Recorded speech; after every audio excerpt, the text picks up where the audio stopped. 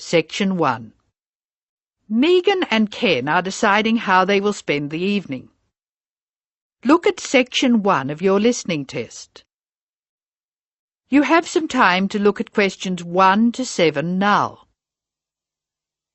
You will see that there is an example which has been done for you.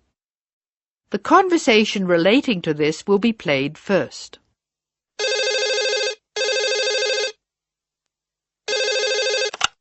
Hello, Megan speaking. Hello, Megan. Hello, Ken. I'm glad you called. Thomas asked me to give you his telephone number. Is that his office number or his home number? I can give you both. His new home number is 9452-3456. Would you like his office number? I think I have it. Does 97314322 sound right? That's it. But the home number is 9452-3456. He moved in last week. Good. I've got that. Now, what would you like to do? Thomas's home telephone number is 9452-3456, so letter C has been circled. Now we shall begin. You should answer the questions as you listen, because you will not hear the recording a second time. First, you have another chance to look at questions 1 to 7.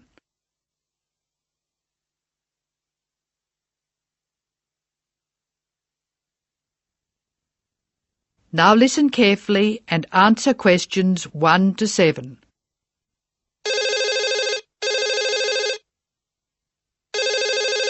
Hello, Megan speaking. Hello, Megan. Hello, Ken. I'm glad you called.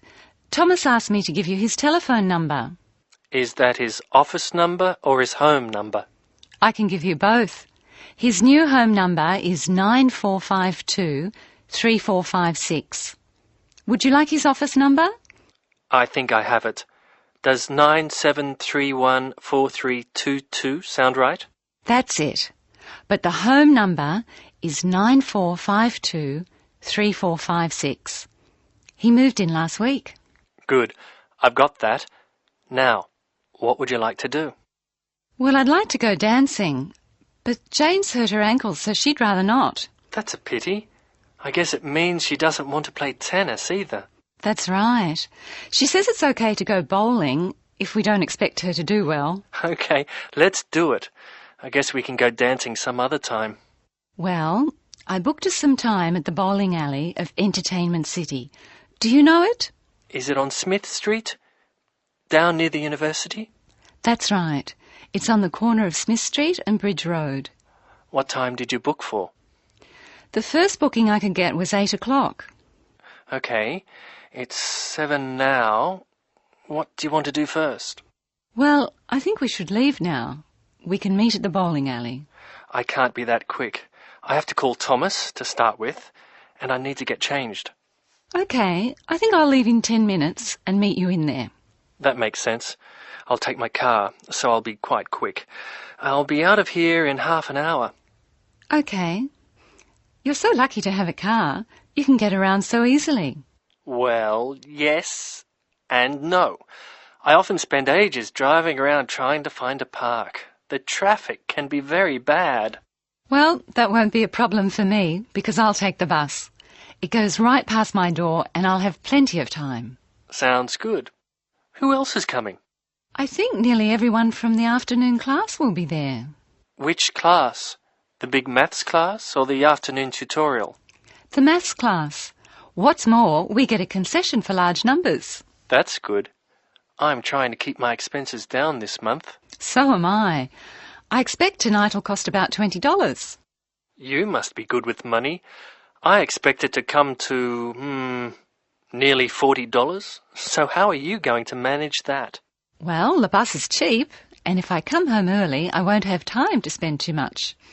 In any case, I have to be up early tomorrow morning, so I'd really better try to get home by about 11. That reminds me. I have to phone the taxi company for my mother. Goodbye, Megan. I'll see you later. Goodbye, Ken. Ken calls the taxi company. Listen and be ready to answer questions 8 and 9. First, look at questions 8 and 9. Now listen to the telephone call and be ready to answer questions 8 and 9.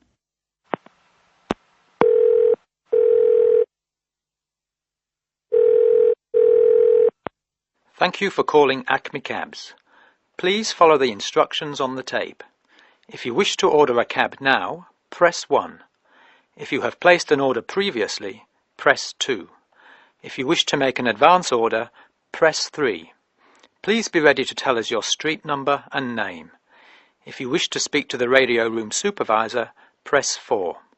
If you want to inquire about lost property, press 5. If you want to order a taxi equipped to carry wheelchairs, press 6. Your call is very important. Please stay on the line for the next available order taker. Hello, I think I left something in one of your cabs on Thursday. It was a brown paper package with an address written on it in green ink. Has anyone handed it in? That is the end of section 1. You now have some time to check your answers.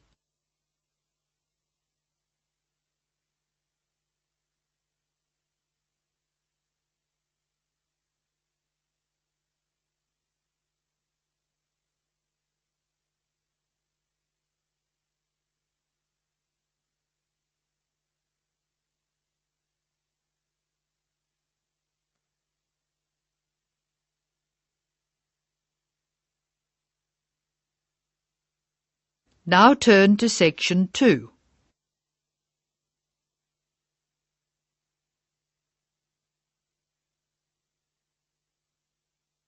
Section 2. You are going to hear some announcements made to a group of people who are planning a trip to Greece. First, look at questions 10 to 15.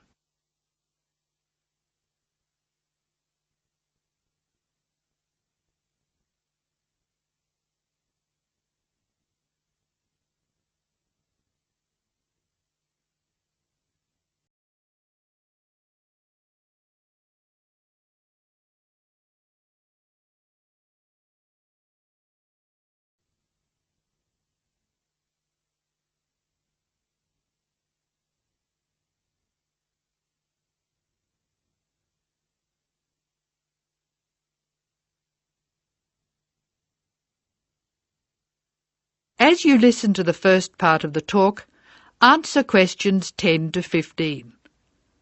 Write no more than 3 words or numbers for each answer. Good morning, everyone. I'm getting very excited about this trip to Greece, and I'm sure you are too. As you know, we didn't have all the details at our last meeting, but I can give them to you now. We'll leave London Gatwick Airport on British Airways next Wednesday. Please be sure to be at the airport by 6:30. I know it's early, but our departure time is 8:25 a.m.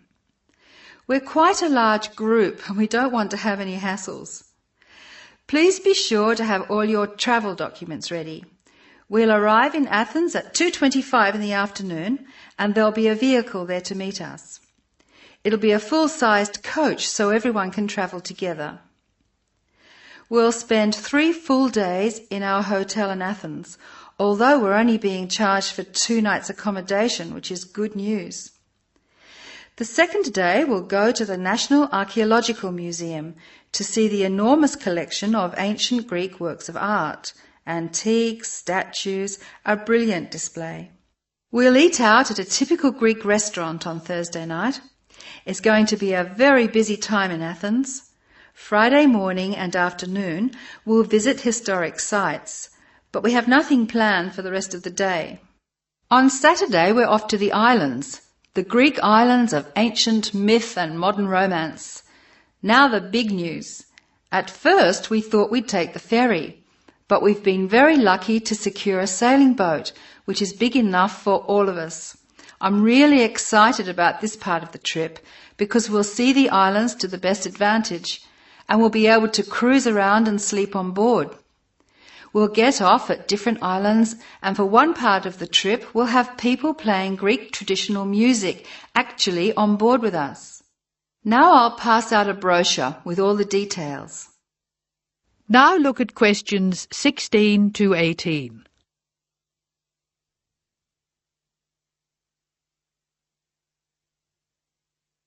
As the talk continues, answer questions 16 to 18. A lot of work has gone into organising this tour, and I'd like to thank in particular the travel agent who got us a really good deal, and the people at the British Museum who offered us such good advice. Trips like this only happen because of the hard work of really expert people. As you know, we have planned a gathering for when we return. I have a list of things which the committee would like you to bring to the party. They are your pictures and something to eat for everyone to share. You are almost bound to have people ask what we have in common and why we're travelling as a group. I suppose the answer is that we're interested in learning about old societies and vanished cultures, and we all enjoy travelling.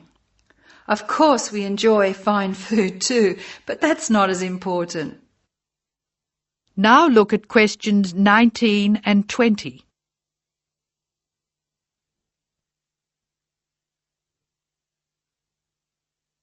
As the talk continues, answer questions 19 and 20. Oh, I nearly forgot the last piece of information. You'll see there are labels which I have passed around for you to put on all your luggage. Could you fill them in, please? On the top line, please write Greek tour, and on the lower line, write in block letters, I mean uppercase, the letters AA and the number 3. That's AA3. We need to have these labels clearly displayed to help the baggage handlers keep our luggage together on the different parts of our trip, so please don't take them off. That is the end of section 2. You now have some time to check your answers.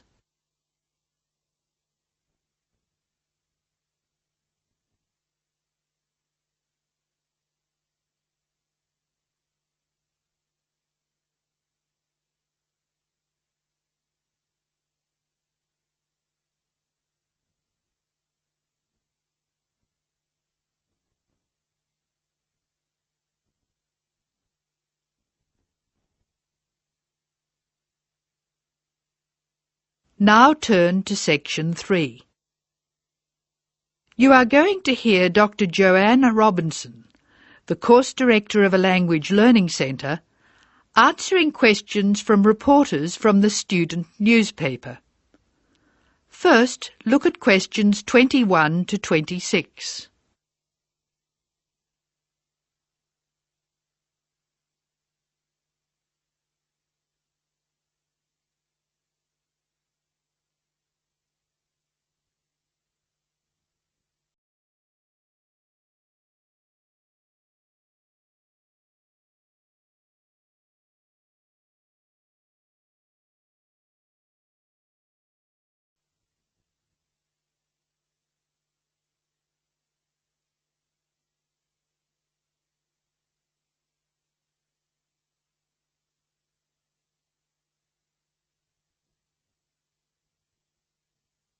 As you listen to the first part of the talk, answer questions 21 to 26. Write no more than 3 words or numbers for each answer. Welcome to the Language Learning Center. I'm Joanne Robinson. You must be the reporters from the Examiner. Please come in and sit down. Hello, Dr. Robinson. Yes, we're from the Examiner. I'm Cheryl Perkins and this is Don Klim. May I start with a question? Did this college really start with Brazilian students? It did. The Language Learning Center was founded in 1985 to look after a group of students from Brazil who wanted to study here. Those 20 students soon grew to 60, and as you can imagine, we had severe accommodation problems. Somebody said you were in the old amenities block, right near the engineering school. They have a good memory. Yes, we were there because the university hadn't believed we would expand so quickly. The problem wasn't solved until we moved into these new premises in Bancroft House in 1987. When did you start taking students from other countries? About 1990. We now have students from 13 different countries enrolled, and we expect a large group from Turkey next month. Yes, we've noticed a lot more advertisements for Turkish restaurants in our advertising section. Well, 40% of our students come from Turkey, by far the largest single national group, and I believe there's been an influx to the rest of the university. There are a lot of Turkish students studying hospitality. Do you offer anything special to the students? Yes, we do. There are several things which make us rather different from other language schools. English is certainly not restricted to English for academic purposes here. Sometimes we have extra classes for students who have particular courses in mind. And we have just said goodbye to a group of 30 Indonesian students who were preparing for a university course in agriculture. They came to us for English for farming, and they were with us for a long time. We miss them. How long do students usually stay at the Language Learning Centre? It varies, so I'll talk about the average. Most of our courses last for 5 weeks, but to make any real progress, a student needs to be here for at least 3 terms. That's 15 weeks. The students do better if they have a little time to settle in at the beginning of the course, and we offer an orientation course that lasts a week. Most students take it. It helps them to settle down, and it gives us plenty of time to test them and place them at the right level. How many people are in each class? We sometimes go up to 18, but our average class size is 14 students, and some classes have as few as 7 participants. It depends on the needs of the group. You were saying that you miss your students when they go. How do you attract students? I mean, how do they hear about the Language Learning Centre in the first place? We're included in the university advertising and marketing, and we have our own website. The thing which works best for us, though, is word of mouth. Students who leave us often send us their friends. In fact, a student who arrived today was carrying a photograph for me of a former student and his baby. It sounds like a nice place to be. It is. A lot of our students make lasting friendships while they're here. Now look at questions 27 to 31. As the talk continues, answer questions 27 to 31. Making friends with other students sounds special enough. I'd like to emphasize that in the student newspaper. We do try to get our students to be part of the wider university. How do you do that? Do you encourage them to join the sports centre, for instance? Indeed we do. The sports center is always looking for active participants, particularly in soccer. Oh, and something else. You might like to mention that we don't teach just English here. I mean, we're a language center, not an English language center. You may learn Spanish, Mandarin, and Russian here, and we can sometimes offer other languages. This means we can have some students who are native speakers of those languages as conversation partners for English-speaking students. Who can do these courses? At this stage, any native speaker of English. What about the people who are learning English? Can they do a non-English language course? At this time, only if they've almost finished their English language course. You see, we try very hard to involve students who are native speakers of English as conversation leaders, and we encourage our students to join groups on the campus. For instance, if they enjoy music, there is an active jazz group available to everyone, and that's a lot of fun. On the other hand, elementary students can't go to the drama group. Their English just isn't ready for that sort of activity. But the university choir welcomes all the singers it can find. They often do large productions that need a lot of voices. I imagine the special conversation groups are open to all your students. I wish they were. I'm sorry to say they're a special service we provide for elementary students only. Is there anything else I can tell you? I'd be really pleased if you could write about the courses we offer in foreign languages. I think our readers will be very interested in that. Thank you for your time, Dr. Robinson. Yes, thank you very much. Goodbye. Thank you for giving me the opportunity to talk about the center. It's always good to let the rest of the students at the university know what goes on in our classrooms and outside them. After all, many of our students leave us and then study for degrees in various disciplines on this campus. That is the end of section 3. You will now have some time to check your answers.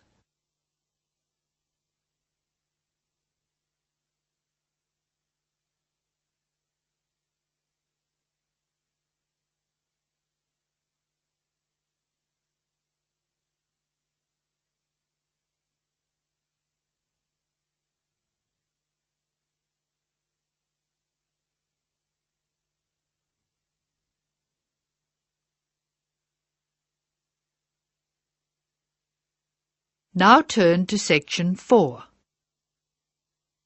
Section 4.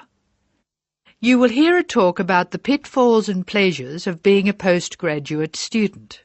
Look at questions 32 to 37.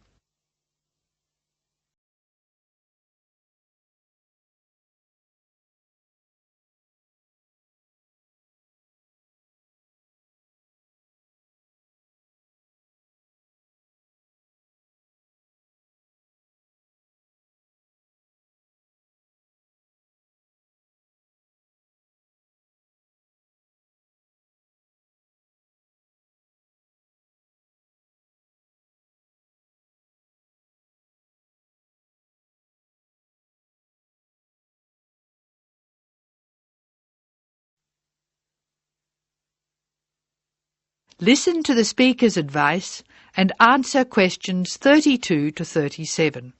Circle the correct letter. Postgraduates are about as easy to define as catching steam in a bucket. Courses can be vocational, for training, as research, as a preparation for research, or a combination of these. Also, you can choose between full-time and part-time. Increasingly, the approach to postgraduate study is becoming modular. The vast majority of postgraduates are doing short, taught courses, many of which provide specific vocational training. Indeed, there has been a 400% increase in postgraduate numbers in Britain over the past 20 years. Current figures stand at just under 400,000. People undertake postgraduate study for many reasons. These may be academic, intellectual challenge, development of knowledge; vocational, training for a specific career goal; or only vague, drifting into further study.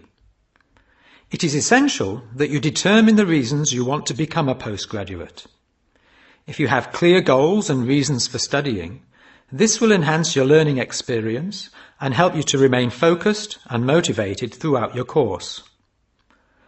Where you study should be based on much more than the course you want to do. For some courses, you're likely to be there for several years, and it is important that you are happy living there. Check also what type of accommodation is available, and whether the institution provides any housing specifically for postgraduates. Choosing an institution and department is a difficult process. To determine quality, do not rely on the reputation of an institution, but find out what the ratings are from the most recent assessment exercises. Find out about the staff, their reputation, competence, enthusiasm, and friendliness. Visit the department if possible, and talk to existing postgraduates about their experience, satisfaction, comments, and complaints. Be very careful to check how they feel about their supervisors. Also, check what facilities are available, both at an institutional level, for example libraries, laboratory and computing facilities, and in the department, for example study room, desk, photocopying, secretarial support, etc. Everyone will have their own priorities here. I am always anxious to check the computer support available, and regard it as slightly more important than library access. Your working environment and the support available to you plays an essential part in making your work as a postgraduate a positive experience. Life as a postgraduate can be very different to your other experiences of education. Things that can distinguish your experience are the level of study, independence of working, intensity of the course, the demands on your time, and often the fact that you're older than the majority of students. These factors can contribute to making you feel isolated. However, there are several ways you can make sure that this is either short-lived or does not happen at all. Many student unions have postgraduate societies that organise social events and may also provide representation for postgraduates to both the student union and the institution. Departments can also help to create a sense of identity and community, and often have discussion groups available. Don't be afraid to talk to staff about any difficulties you might be having. Of course, universities provide counselling services, but we have found that the best advice comes from talking to other postgraduates who may have faced similar difficulties. Look at questions 38 to 40. Write no more than 3 words for each answer. Financial planning is essential, since the government excludes postgraduates from student loans, and it can be difficult to maintain your student status with banks. This has implications for free banking and overdraft facilities. Do not underestimate your living costs, including food, accommodation and travel. And be careful not to budget for everything except a social life. Funding a course is one of the most challenging things people face when considering postgraduate study. Most postgraduate students finance themselves. They pay often very large fees to the institution and receive no maintenance income to support their study. Make sure you know exactly what your costs will be. Institutions often hide extra fees, like laboratory costs, behind the headline fee rate advertised. Funding can come from various sources: research councils, charities, trust funds, institutional scholarships, local education authorities, and professional bodies and organisations all offer various levels of funding. As I said before, the government excludes postgraduates from student loans, so it is essential you look to other sources. Career development loans are available from high street banks. The best advice on funding is to be proactive, persistent and patient. The postgraduate community in Britain is multinational, has a wide range of experience of life and work, and an exciting mix of goals, both career and academic. Being a postgraduate student should be a productive and fulfilling thing to do, and you will become part of a diverse and motivated social group. That is the end of section 4. You now have some time to check your answers.